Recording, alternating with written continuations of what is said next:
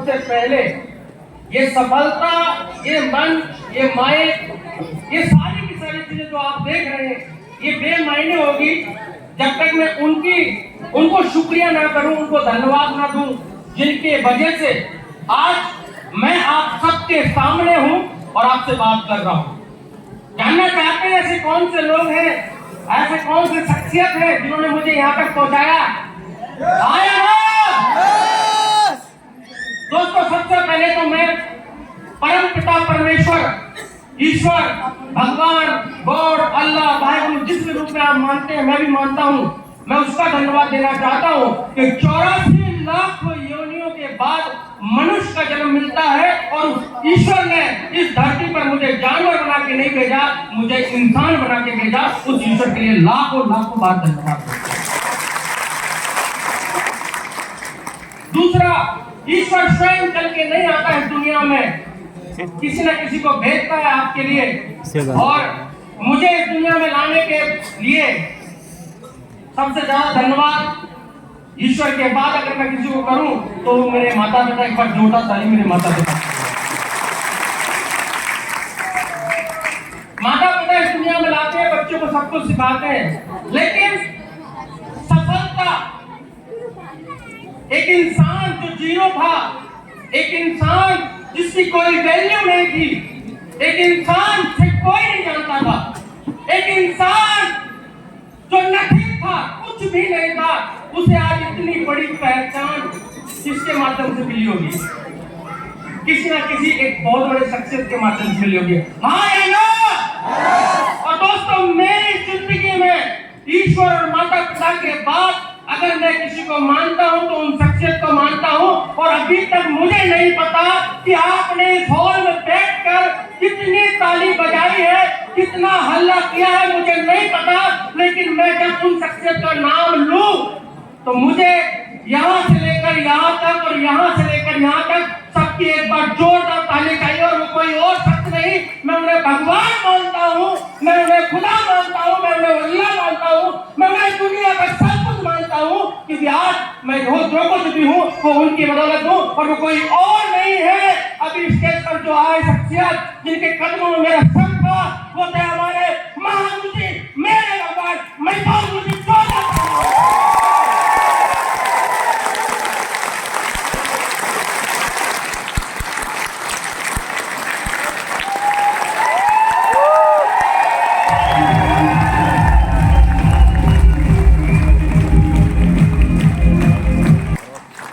इतनी तालीम काफी नहीं है, एक जीरो आदमी को अगर इस स्टेज पर ला दिया, वो कोई आम शख्स नहीं हो सकता, तो इतनी तालीम काफी नहीं है। दोस्तों, मैंने बोला मेरे लिए वो भगवान है, क्या भगवान के लिए इतनी तालीम काफी है?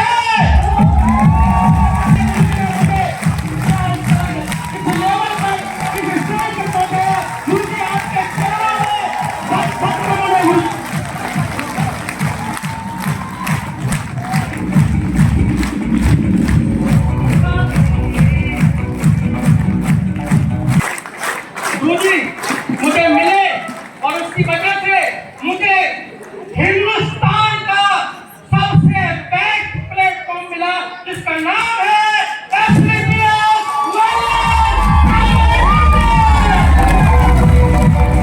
एक जोरदार ताली चाहता हूं उन महान शख्सियत के लिए जिन्होंने इस कंपनी का निर्माण किया, जो इस कंपनी के निर्माता है श्रीमान MD and CEO doctor Sanjeev Kumar sir के।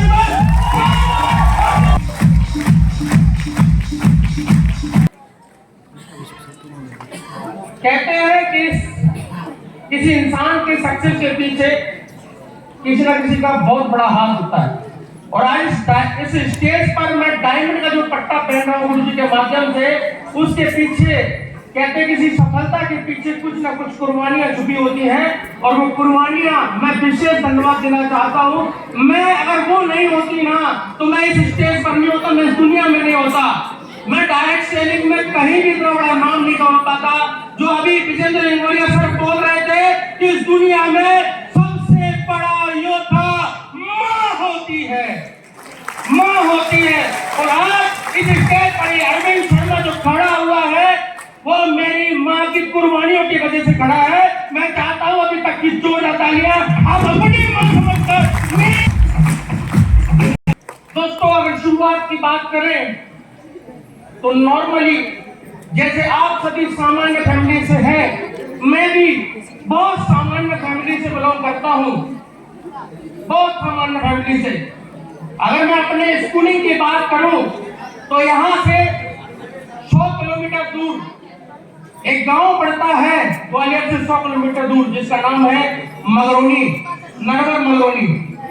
वहां से मेरी स्कूलिंग हुई और मेरा कॉलेज वहां से पास में 8 किलोमीटर तहसील है नरवर, वहां से मैंने कॉलेज किया। दोस्तों पढ़ाई लिखाई कंप्लीट करने के बाद जब मेरा कॉलेज हुआ तो मेरी तमन्ना हुई कि मैं कुछ और करूं, मैं कुछ आगे पढ़ूं।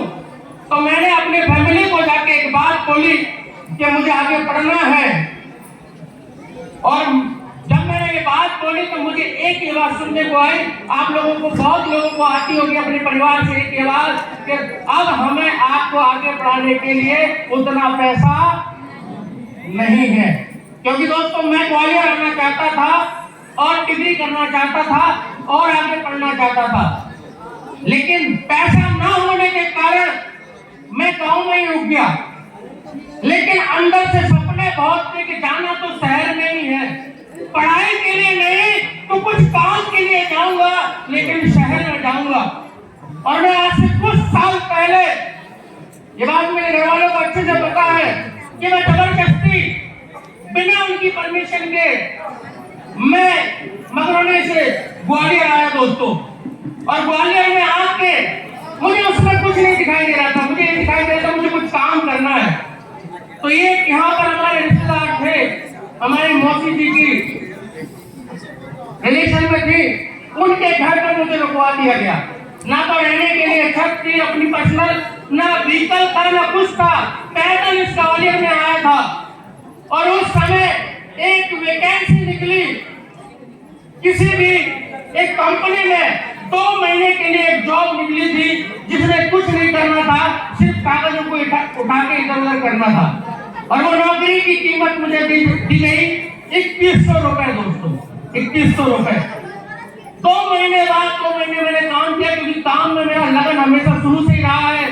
मैंने 2 महीने मेहनत की और 2 महीने बाद वहां की कंपनी ने बोला कि अब हम क्लोज कर रहे हैं, हम बाइंडर कर रहे हैं ग्वालियर से, और हम कहीं दूसरे शहर में जाके वो काम करेंगे, इसलिए अब आप अगली बार पैसे मत आना।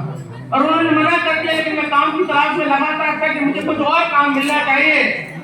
मैंने काम की तलाश करी और फिर मुझे एक काम और मिला। वो काम था दोस्तों सीसीटीवी कैमरा लगाने का। और इस ग्वालियर के अंदर मैंने सीसीटीवी कैमरा लगाया है। मैंने हर हॉस्पिटल में, हर होटल में पेचकस प्लास लेके और 10-10, 15-15 किलो का बैग लेके, जिसमें हथौड़ा, छेनी सब कुछ होता था, वो लेके, और मैंने यहाँ पर ग्वालियर में आके एक अचीवमेंट ली। और वो अचीवमेंट थी 800 रुपए की सेकेंड हैंड रेंजर साइकिल दोस्तों।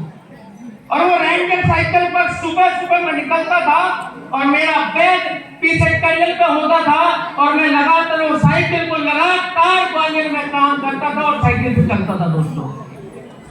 मैं लगातार 1 साल काम किया, 2 साल काम किया।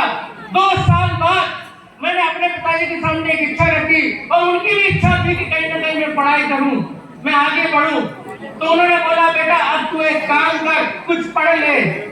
क्योंकि उस समय मेरा परिवार मेरे साथ आ चुका था, ग्वालियर में आ चुका था। और वहां पर मुझे बताया गया कि आप पढ़ाई करो। मैंने कहा मैं क्या पढ़ाई करूंगा? तो दिमाग में सर्च किया, 4 दोस्तों से बात करी तो उन्होंने बताया कोई ना कोई डिप्लोमा कर लो। तो उस समय मेरे माइंड में आया क्यों ना हार्डवेयर नेटवर्किंग का डिप्लोमा कर लेना चाहिए। तो मैंने यहाँ पर, आप सब लोगों को ग्वालियर में जो लोग हैं उनको पता होगा खेड़ापति कॉलोनी, वहां पर एक बहुत बड़ा इंस्टीट्यूट था जिसका नाम है और आज भी है जेट किंग इंडिया नंबर 1। मैंने वहां से हार्डवेयर नेटवर्किंग का डिप्लोमा लिया दोस्तों।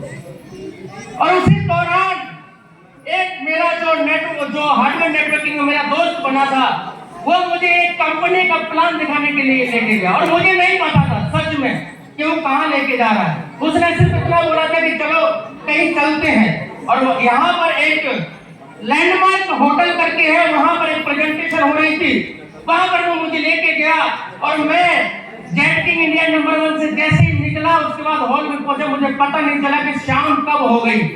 6 से 7 बज गए। उसके बाद जब शाम होती है और मैं वैसे ही घर पहुंचता हूँ और मेरे पिताजी मेरे सामने खड़े होते हैं और मुझे जितनी भी गालियां पढ़नी थी, जितनी भी बुरी बुरी, वो उन्होंने मुझे बहुत भयंकर सुनाई और बोला मैं पैसा इसलिए खर्च कर रहा हूँ कि तुम कंपनियों के प्लान देखते घूम रहे हो। और उस दिन मुझे डांट लगी और मैंने कसम खाई कि आज के बाद कभी किसी कंपनी का प्लान नहीं देखेंगे। लेकिन ऊपर वाले तो कुछ और ही मंजूर था, ऐसे नहीं तो ऐसे कंपनी जिंदगी में आनी थी और वो आई। मेरे एक दोस्त हिम्मत सिंह राजपूत जो एक कंपनी कर रहे थे, उनको लगा कि ये आदमी थोड़ा टेढ़ा है, इसको प्लान दिखाने से ये कभी नहीं आएगा। उन्होंने इनडायरेक्टली पकड़ बनाई और उन्होंने मेरे बड़े ब्रदर को प्लान दिखाया। और उस समय एक कंपनी चल रही थी जो हो सकता है आप नाम सुना हो, मैं नाम तो नहीं लूंगा, लेकिन सूट बेचने वाली एक कंपनी थी। उसका प्लान करने जबरदस्ती आ गया और जब जबरदस्ती आया उस प्लान के अंदर मेरे ब्रदर ने ज्वाइन कर लिया, क्योंकि वो फॉलो करके ज्वाइन करा दिया उनको जबरदस्ती, और वो ज्वाइन हुए। और ज्वाइन होने के बाद जैसा कि अभी बोला कि हर कंपनी की देखने की शुरुआत वो करते हैं, लेकिन अंत मैं करता हूं जब उसमें सफलता नहीं देता हूं। दोस्तों वहां पर एक चेक आती थी 3,500 की, उस लालच के चक्कर में कि 3.5 आएंगे, मेरी जो फीस के पैसे रखे थे 8,000 रुपए मुझे देने थे महीने का, मेरा वहां पर जाता था, वो 8,000 वहां न लगवा के उस फीस को ज्वाइनिंग में लगवा दिया गया। उस दिन से मेरी जिंदगी में डायरेक्ट सेलिंग की शुरुआत हुई। और भाई ने तो स्लो कर दिया, लेकिन अपने सलाह तेज कर दिया। डायरेक्ट सेलिंग को अपनी जिंदगी के अंदर इतना इन्वॉल्व कर लिया कि रग रग में, नस नस में, खून खून में, पूरे ब्लड में केवल डायरेक्ट सेलिंग दौड़ने लगी। दोस्तों डायरेक्ट सेलिंग आ गई जिंदगी में और दौड़ना स्टार्ट किया, लेकिन कहां मिलती है सफलता इतनी आसानी से? नहीं मिलने वाली थी। लोगों को ज्वाइन कराने जाते थे, लोग नहीं आते थे, लोग गेट बंद कर देते थे, लोग बुरा भला बोलते थे, लोग धिक्कारते थे, रिश्तेदार बुरा भला बोलते थे इनकी जिंदगियां बर्बाद हो गई, इनके दोनों लड़के नालायक निकले, इनके दोनों लड़के बेकार निकले। लेकिन आज मैं उनको बताना चाहता हूँ, वो जो मैंने डिसीजन लिया था, मैं लगातार घर में गया, मैंने फील्ड में बाइक उठा के लोगों से बातचीत किया दोस्तों, और लगातार काम करने के बाद कहते हैं कि धूप में जब चलते हो तो काले हो जाते हो। लोगों ने बोला काला हो जाएगा, मैंने बोला काला हो जाएगा तो क्या हुआ? क्योंकि गुरुजी लोगों ने मुझे बताया था, डायरेक्ट सेलिंग में एक बात बताई थी, दुनिया की सबसे बेहतरीन क्रीम कौन सी है?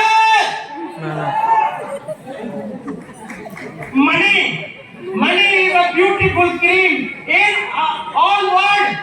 पैसा दुनिया का सबसे बड़ा क्रीम है, क्योंकि मुझे पता था कि अगर मनी रहेगा जेब में, पैसा रहेगा जेब में, तो चेहरा चमकेगा चांद जैसा। पैसा रहेगा जेब में तो चांद जैसा चेहरा चमकेगा। तो मैंने काम किया और काम करते करते लोगों को बताता गया और इतना स्ट्रगल किया उस कंपनी के अंदर, इतना स्ट्रगल किया कि सुबह निकलता था। उस समय मेरे बड़े ब्रदर पेट्रोल पंप पर पेट्रोल भरने का काम करते थे, और जब मैं वहां पर नॉन इनकम था, मुझे इनकम नहीं आ रही थी, तो मुझे रोज के 10 रुपए मिलते थे। कब? जब मैं पेट्रोल पंप पर टिफिन देने जाता था, तब 10 रुपए किस बात के? 10 रुपए इस बात के कि आप टेम्पो का किराया दे देना एक साइड का, दूसरे साइड का कोई भरोसा नहीं है, सच में। और मैं निकलता था 10 रुपए जेब में लेके, अपना बैग टांग के, फोल्डर लेके निकलता था। और सच बताऊं तो 10 रुपए मैं जेब में बचा के रखता था, टेम्पो का भी किराया बचाता था। मैं हजीरा से लेकर मुराद तक, मुराद से लेकर लक्ष्य तक पैदल सफर किया, लेकिन दोस्तों बहुत मेहनत करने के बावजूद भी कुछ हासिल नहीं हुआ। जिंदगी प्रॉपर और गड्ढे में चली गई, और गड्ढे में चली गई। और यहाँ से 2014 के अंदर तब प्रॉपर सारे लोगों ने काम करना बंद किया। मैंने हिम्मत नहीं हारी और मैं इंदौर चला गया, और इंदौर में जाके मैंने काम करने की शुरुआत की, लेकिन काम वहां भी नहीं हो पाया, क्योंकि एक चीज की कमी थी दोस्त, वो भी सपोर्ट की। मैं अपने अपलाइनों से बोलता था सपोर्ट कीजिए, मैं काम करके दिखाता हूँ, वो सपोर्ट नहीं देते थे। और इंदौर में मेरे को उस दिन एक चीज रियलाइज एक इंसान ने कराई कि यहाँ सपोर्ट नहीं मिलेगा, चलो कहीं दूसरी जगह चलते हैं, वहां सपोर्ट मिलेगा। मैंने कहा, वो बोला कहाँ चलते, मैंने बोला कहाँ चलते हैं, वो बोला दिल्ली चलते हैं। मैंने कहा अच्छा दिल्ली में कौन है? दिल्ली में एक शख्स है जो आपको सपोर्ट करेंगे। और मैं वहां गया, उस शख्स से मिला, उन्होंने सपोर्ट तो की लेकिन वहां भी कुछ नहीं हो पा रहा था दोस्तों। और उसी दौरान मैं वहां पर दिल्ली में सागरपुर में एक कमरे में रहता था, 4,000 रुपए का कमरा था, किराया वही देते थे दोस्तों, ये बात हकीकत है, किराया वही देते थे, 4,000 में था। लेकिन जैसा भी संजीव सर ने बताया कि महागुरु जी से मुलाकात की और मुझे फोन किया, मैंने एक ही बात बोली, किससे मिलने गए हो? तो इन्होंने बोला मैं महिपाल सिंह से मिलने गया उस समय। मैंने कहा महिपाल सिंह ये कौन है? तो बोला सर एक बहुत बड़ी कंपनी में जगुआर के मालिक है। मैंने कहा अच्छा मेरे को मेरे से मिला, मैं मिलूंगा। तो बोले आपको मिलना तो आप चले जाओ। और मैं गुरुजी साक्षी बैठे हैं, गुरुजी को कॉल घुमाया, उस समय गुरुजी को कॉल लगाया, गुरुजी ने एक ही बात बोली कि आ जाइए, मैं तैयार हूँ मिलने के लिए। मैं बोला कि चलो आप सबसे बात करेंगे और बहुत सारे सवाल जवाब करेंगे। और दोस्तों मैं पहुंच गया गुरु से मिलने के लिए द्वारका में। और मैं सच बताऊं, जिस दिन मैं गुरु जी से मिलने जा रहा था, मेरे पास उस दिन भी किराया नहीं था। मैं टीटीडीसी की बस में बिना टिकट सफर किया। और मैं आपको बता दूं, दिल्ली में डाबरी मोड़ करके एक जगह पड़ती है, वहां पर मुझे रख लिया गया, क्योंकि टीटीडी मुझे पता ही नहीं था। हमारे बसों में तो चेकिंग चलती नहीं है, वहां पर बीच में चेकिंग चलती है। और पकड़ लिया गया डाबरी मोड़ में, 3 घंटा बिठा के रखा, या तो पैसे दो या बैठे रहो। 3 घंटे बाद हाथ पैर जोड़ के रिक्वेस्ट करके छोड़ दिया गया। उसके बाद मैं पैदल भटकता हुआ, क्योंकि दिल्ली उस समय नया था, मैं जानता नहीं था कि दिल्ली में कौन सी चीज कहाँ होती है। मैं मिलने चला गया, धीरे धीरे भटकते हुए पहुंचा गुरु जी के पास। गुरु जी केबिन में थे और गुरु जी को जब फोन मिलाया तो गुरु जी ने बोला वेट करो, बाहर बैठो। और 1 घंटे गुरु जी किसी से मीटिंग कर रहे थे, 1 घंटा हो गया, 2 घंटा हो गया, वेटिंग करता रहा। फिर गुरु जी को कॉल लगाया तो शाम के टाइम वक्त मिला मुझे, और मैं केबिन के अंदर गया और गुरुजी से सवाल जवाब होने लग गए। मैं अपने आप को बहुत होशियार समझता था उस समय। मैं सोचता था सवाल जवाब करूंगा, इनको शांत करा दूंगा। और मैंने गुरुजी से बोला कि गुरुजी ये बताइए कि कैसे कैसे काम होता है, कैसे कैसे सारी चीजें होती हैं। तो गुरुजी ने एक एक करके डिफाइन किया। मैंने कहा ठीक है सर, आप बोल रहे हैं कि ऐसा होता है, लेकिन एक चीज बताइए, कोई ये पूरा खा के मर गया तो क्या होगा? क्योंकि सबसे पहला सवाल यही था। तो गुरुजी ने प्रॉपर सर्टिफाई करके बोला कि साहब हम इतने समय से काम कर रहे हैं, आज तक कभी भी किसी को साइड इफेक्ट नहीं हुआ, तो मरने की तो दूर की बात है। मैंने कहा मैं ऐसे नहीं मानूंगा गुरुजी, बताइए क्या रियल में प्रमाण है कि इससे कुछ नहीं होगा? तो सर ने मुझे सर्टिफिकेट दिखाए, सर ने मुझे आयुष मंत्रालय का सर्टिफिकेट दिखाया कि बोलो जब अगर आयुष मंत्रालय सर्टिफाइड करके दे रहा है कि इस प्रोडक्ट से किसी को कुछ नहीं होगा, तो दोस्तों वो झूठ नहीं हो सकता। तो मुझे प्रोडक्ट पर भरोसा हुआ। और मैं बताऊं, मैं इस कंपनी में क्यों जुड़ा, उसकी सबसे बड़ी वजह, प्लान हर जगह मिल जाते हैं, पैसा कमाने का मौका हर जगह मिल जाता है, लेकिन जीवन बचाने वाली कंपनी पहली एकमात्र AWPL है दोस्तों, जो जीवन बचाती है।